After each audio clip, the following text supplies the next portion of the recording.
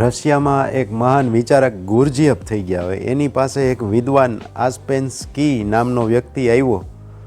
આવીને અડધી કલાક સુધી બેઠો, પણ ગુરજીએફે એમને કાંઈ પૂછ્યું જ નહીં. હવે આપણે ક્યાંક ગયા હોય ને ત્યાં ઘરધણી કાંઈ આપણને પૂછે નહીં તો આપણને એમ લાગે ને કે અહીં ક્યાં આવી ગયા.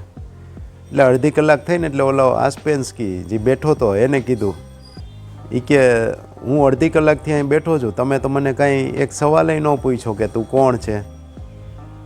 ત્યારે ગુરજીએફે એને જવાબ આપ્યો, એ ઇમ્પોર્ટન્ટ હતો. ગુરજીએફે કીધું, એ કે હું શું કામ તને પૂછું, તે ક્યારેય તને એવું પૂછ્યું કે તું કોણ છે.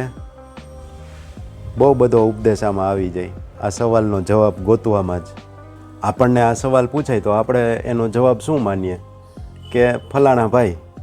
પણ ફલાણા ભાઈ તો એ અમુક એની જન્મ તારીખ હોય ત્યાંથી જ અસ્તિત્વમાં આવ્યો હોય, એ કોઈના કાંઈ સંબંધમાં થતા હોય. એ પહેલાં ક્યાં હતા, એ વિચારવા જેવી વાત ને.